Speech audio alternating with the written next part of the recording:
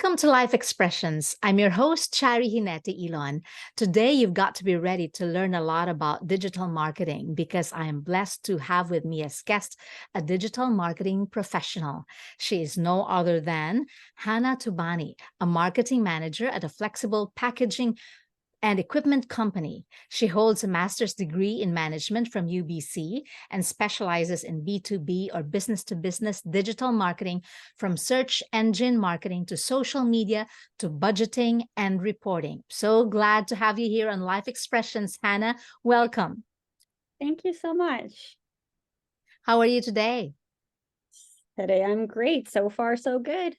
That's good to know. So, Hanna, can you share with us your journey, how you got started in the field of digital marketing? Sure. So interesting, probably not the most conventional pathway into digital marketing.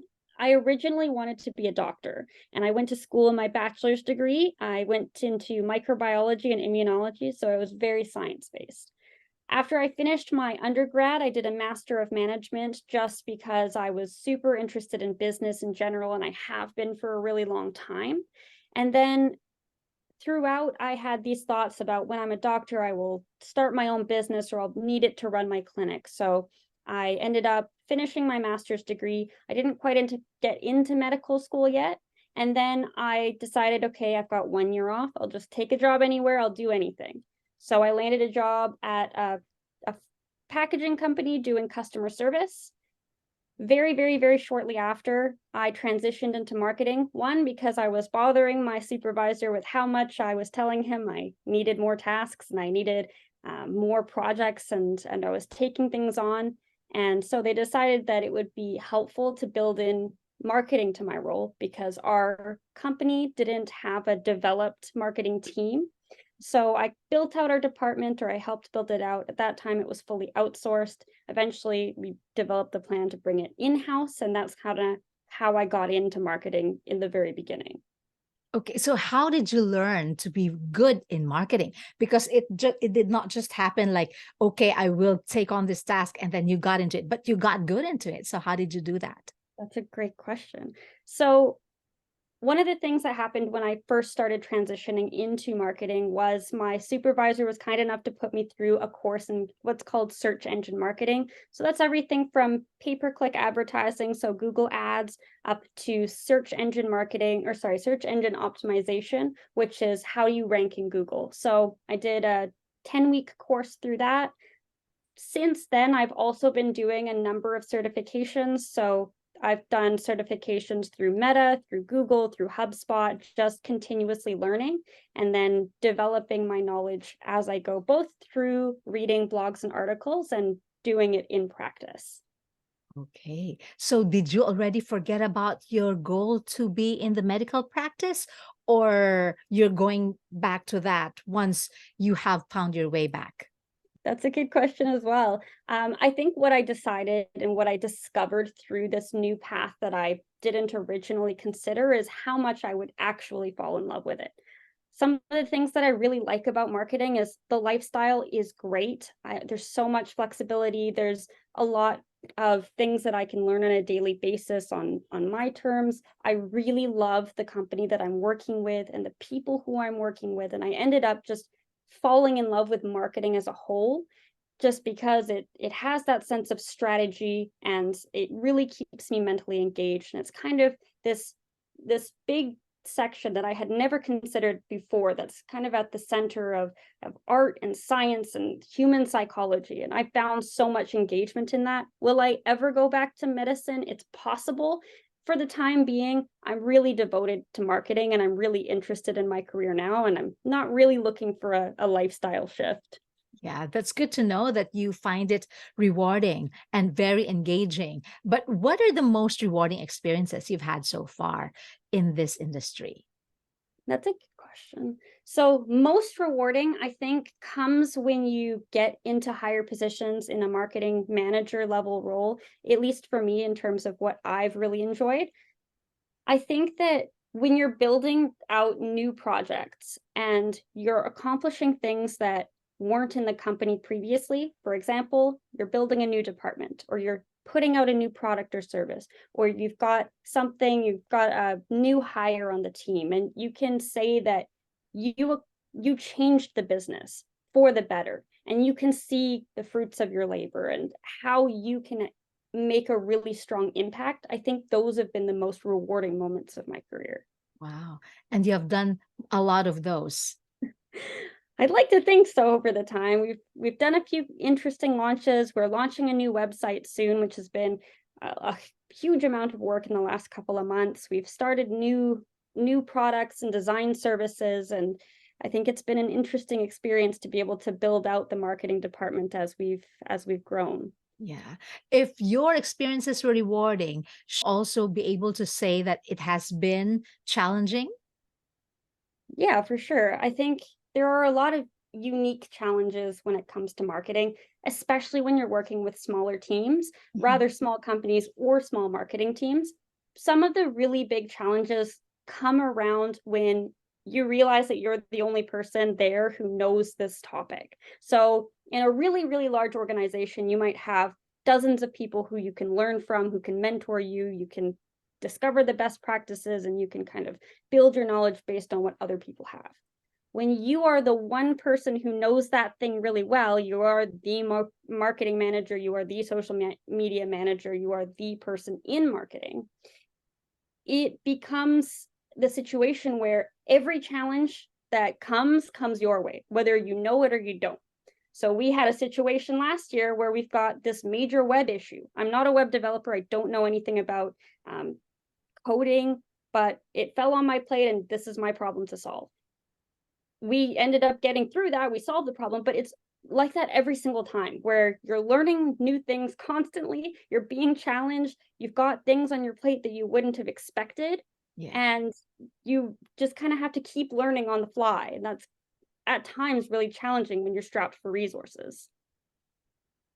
So you've said you've just to keep on learning on the fly. How do you keep on learning? How do you make sure that you're always up to date with the trends and be on top of the situation of every challenge?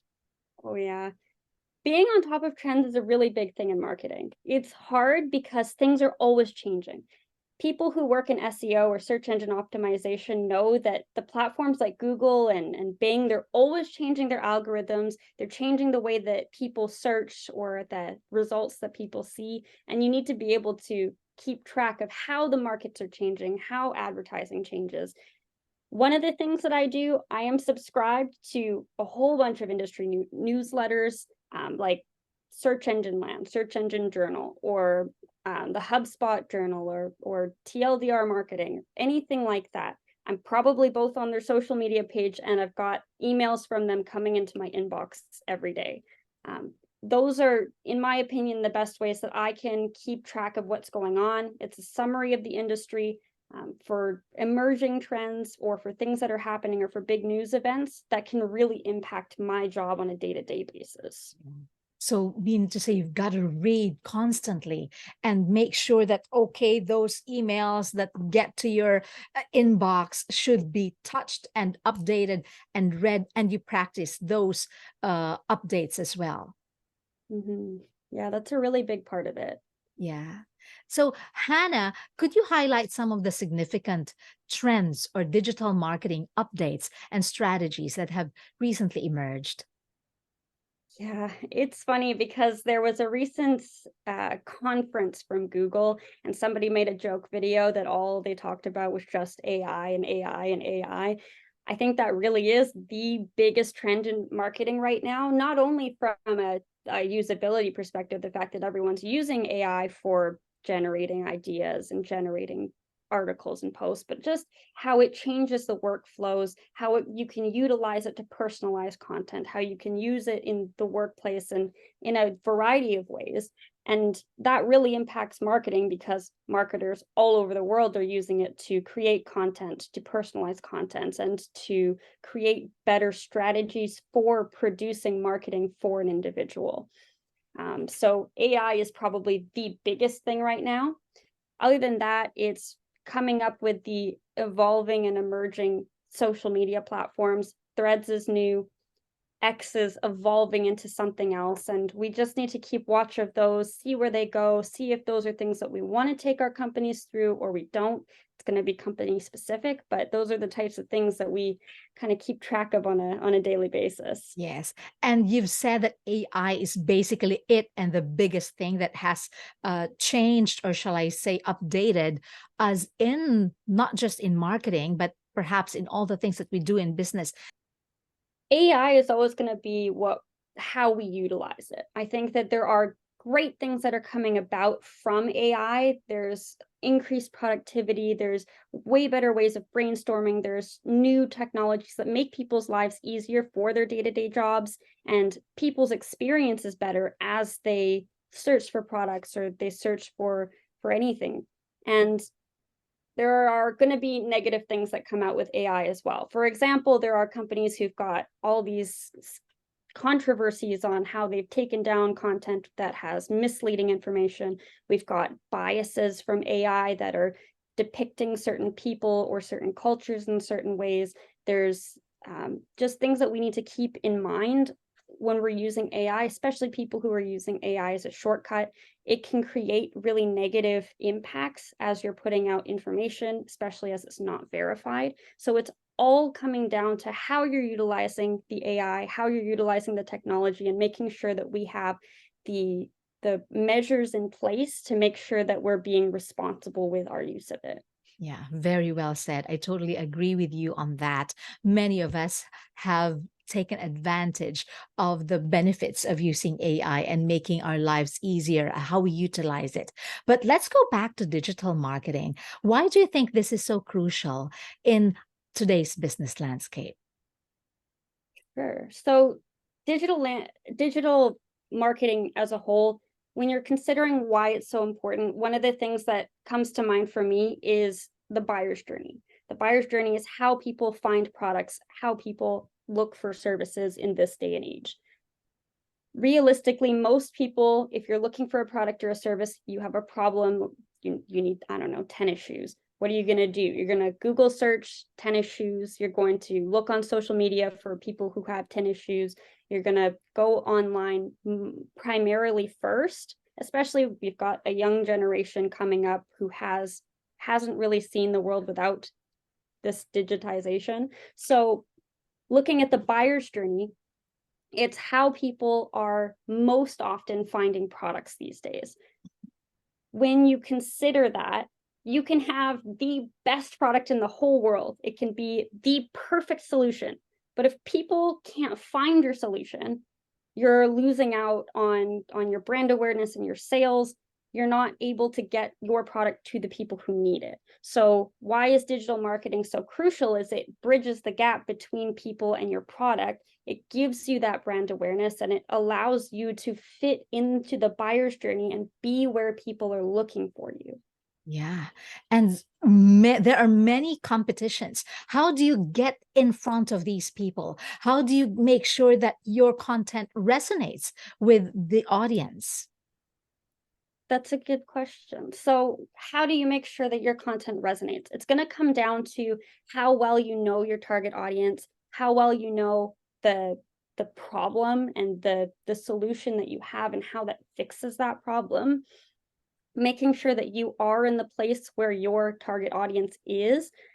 If they're on certain platforms, you should be on those platforms. If they are interested in certain things that you can know from your research of your market, you should be speaking to those things and have that content that you're producing specific to the people who you're producing it for. If you're in the right place, or in the right places that they're looking for or that they hang out, and if you're producing content that resonates with them and the problem that they're having, that's kind of how you get in front of them, gain their attention when there are 10,000 other companies who are screaming for more attention. Exactly. That is why it is very challenging and, shall I say, very difficult to make sure that your content is out there and interesting enough, and you're providing solutions to the problems or issues or questions that people are asking for? Like, how about those who would want to get into the business of digital marketing or just putting out their brand out there? How do you advise them to start their marketing journey? So if you're, for example, a startup getting into marketing, maybe you're a small company like the one that I was working at that didn't have a developed marketing department. I think that one of the things that you need to keep in mind is what your actual goals are, and start first with the end in mind of where you want to get to. Figuring out what your goals are, if it's brand awareness, if it's lead generation, if it's eventual customer revenue, you can utilize that to build your strategies, build your tech stack or the platforms that you're using to get there, and build everything around your final goal to make sure that you have all of the technology that you need in place, that you have the budget that's realistic for your goals, and that you're moving in a strategy that's going to get you to your goal at the end. So if you're getting into marketing, it's just making sure that you have that expertise and you know which direction that you're going. Otherwise, you're going to start up just doing anything and it's not going to be as effective or as fruitful as you want because you're just kind of throwing things out there. Yeah, I totally agree with that. And so it is, you have mentioned, begin with the end in mind, know your goals, know what you want to do and which direction you want to take. But are there resources or tools that you could recommend for beginners? For sure. So if you're looking to enhance your knowledge of digital marketing and maybe you don't want to go through a big expensive course, one of the good things about marketing is a very extensive education isn't necessarily required. Sometimes it's helpful, but it's not always needed. There are some resources that you can get very, very inexpensive or free certifications and knowledge from. For example, you've got Meta, who has certifications. You've got Google and the Digital Garage that has a lot to do with digital marketing and learning what that's all about. HubSpot and SEMrush have a lot of really great courses around marketing, as well as Coursera, which you can get a inexpensive certification for, or LinkedIn Learning. So any of those things, you can kind of pick up skills, pick up information. I've kind of done a little bit of all of them to gain different perspectives on digital marketing. And then I'd say as well, reading, getting into books. So some of the ones that I've read in the last year related to marketing start with Why, Made to Stick, Blue Ocean Strategy, Building a Story Brand. This is Marketing, a lot of the Seth Godin books. Those are all really great resources to get you in the mindset of how marketers think and how organizations run so that you can get yourself mentally aligned with things as you're on the job. Wow, that's wonderful, Hannah. Those are great resources. I hope that our viewers, our listeners took notes. And well, they can replay this just so that they could get hold of those resources and books and listen and get those certifications for free. That's the key word. Not necessarily expensive, but if you've got the time and the energy and the willingness to learn, you'll be able to do that. Hannah, for those who are really wanting to get into marketing, what are your, shall I say, top 3 to 5 tips to get into marketing? Getting into marketing. I'll tell you a brief story about recently I was in a coffee shop with a hiring manager at the company Coca-Cola. And he was talking about how he had gone through a hiring process with his supervisor and they were trying to get in a marketer. They specifically wanted a social media marketer. And they had 2 candidates. One who looked amazing on paper. They had all the credentials, all of the experience that you need. The other one wasn't as strong. They didn't have all the years of experience that the first person did, but they had a social media platform that had 100,000 followers. Wow. You can guess who they picked. He was saying that he thought, oh, well, I should definitely pick the one on paper. They have years of experience and they know what they're doing. And given their credentials, they'll be able to do the job. His supervisor said, no, we're going with the second one. Why? Because when you have 100,000 followers, you've proven you understand how content works. You understand how to captivate an audience. You've proven that you can create good content, beautiful videos, good composition of those elements, that you can follow a consistent posting schedule, that you can go through the process from beginning to end, that you have good principles in marketing. So it's not about at that stage having everything on paper. It's you've proven this. You have seen what this person can do. And if they can do it for themselves, they can do it for your company. So if you don't have many years of experience, I'd say tip one is work on your personal brand. Put out content. Even if you don't have a lot of followers, you can still show that you have very nice video editing quality. You can catch an effective hook, that you can produce content that people want to see, that the company might want to utilize. So that's tip one.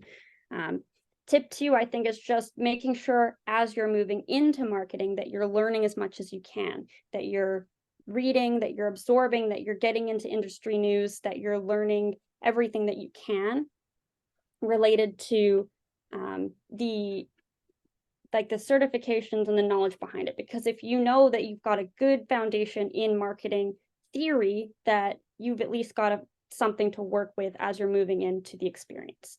And the third thing that I would say is pick a niche that is relevant to you if you can. So if you've worked a lot in healthcare, then it would make sense to build your brand or work in marketing related to healthcare. Or if you're in nutrition, or if you're you've worked in the back end of a lot of sports companies, you understand how sports works, what the fans are like, what the fans are looking for. You can utilize that as you're getting into marketing, because you can justify, I've worked in this industry, I know what these people like, I've been in that space, and I can justify it. So working within your niche is also something that you can utilize to get into marketing. And just think about how that customer base works. You can build content from that.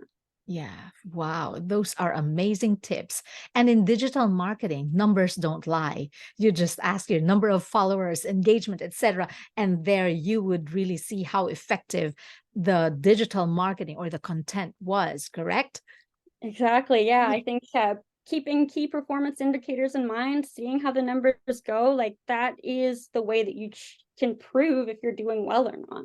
Correct. Yes. And so, Hannah, especially in digital marketing, social media is also an important component. What do you think is the most effective and, shall I say, also efficient platform for businesses? That's going to very much depend on the business. Yeah. So if you're, for example, B2B or business to business, you're selling to other businesses, one of the good platforms to be on is something like LinkedIn, where people are very career focused. People are working within their businesses. You can target specific positions and work through it that way. If you're a B2C, then you might not want to be on LinkedIn, because that's not where people are going to buy products.